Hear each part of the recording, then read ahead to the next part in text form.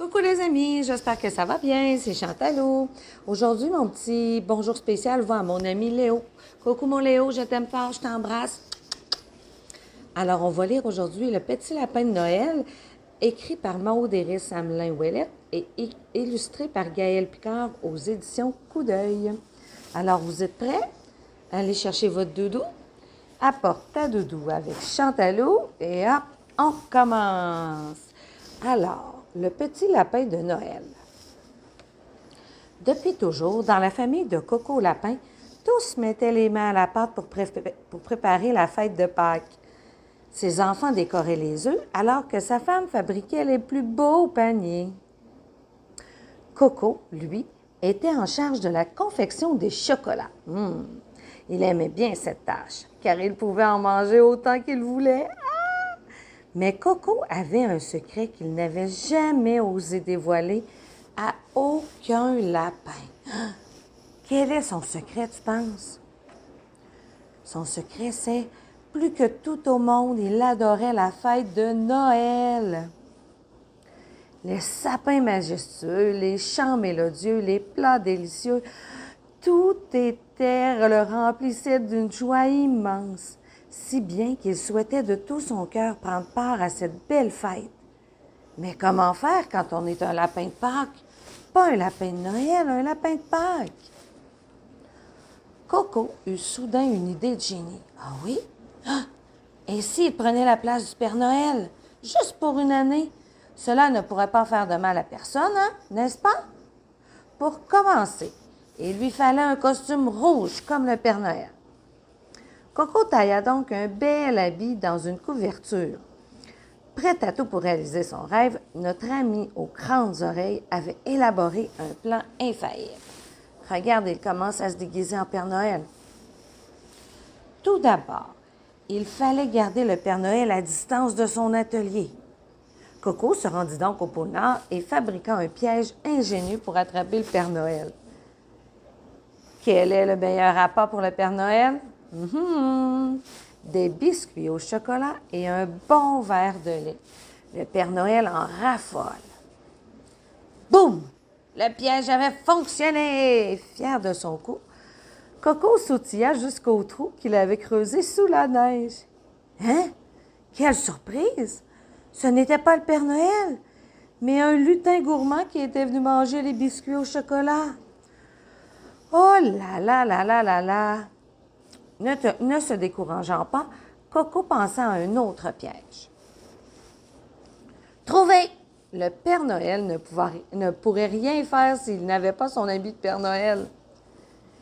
Jamais il n'a été vu avec des vêtements bleus ou violets le Père Noël. Quelle folie! Tout en souriant, Coco subtilisa le manteau d'un rouge éclatant suspendu sur la corde à linge du Père Noël. Zut! Zut! De sa cachette, Coco aperçut la mère Noël étendre un autre habit rouge et un pyjama tout aussi rouge, sans oublier un foulard de la même couleur. Oh non! Le Père Noël avait plein de vêtements rouges. Un habit de plus ou de moins n'y changerait rien. Mon plan n'a pas fonctionné. Zut de zut et triple zut!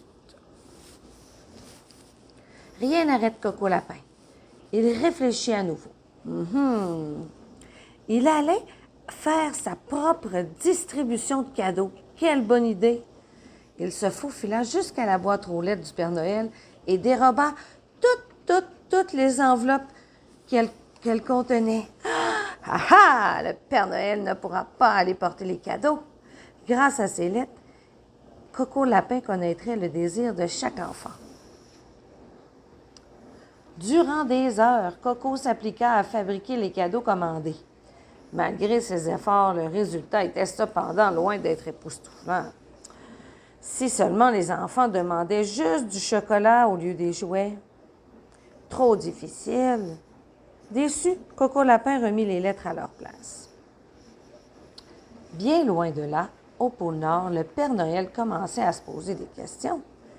Que pouvait-il bien se passer? Je n'ai pas reçu de lettre. Pourquoi un des lutins avait-il été pris au piège? Qui avait dérobé ses habits rouges? Ah! D'où venaient les traces de chocolat sur les lettres reçues la veille? Regarde, il y a du chocolat sur les enveloppes. Le Père Noël se posa des questions. Dans l'espoir d'élucider le mystère, le Père Noël convoqua le grand conseil des fêtes.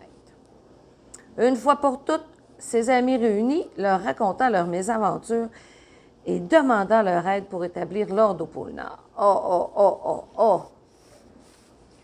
Prenant son courage à deux mains, Coco avouait ses méfaits et son grand rêve de participer aux belles célébrations du temps des fêtes. Regarde, Coco a l'air triste.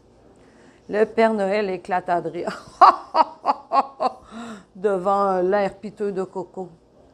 Il n'était pas bien difficile d'exaucer le souhait du lapin. Regarde bien ce que le Père Noël lui demande. Le Père Noël invita donc Coco à se rendre au pôle Nord et prendre part à la confection des jouets avec les lutins. Wow, quel beau rêve! La veille de Noël, Coco accompagna le Père Noël pour la distribution des cadeaux. Wow!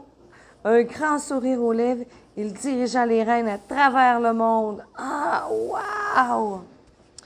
Le Père Noël, de son côté, promit à son ami de lui donner un coup de main pour préparer la grande chasse aux œufs de Pâques.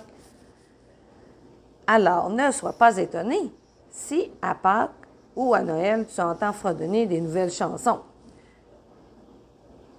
Petit lapin Noël, quand tu descendras du ciel avec des chocos par milliers, n'oublie pas mon petit panier. Ah, c'est une drôle de chanson.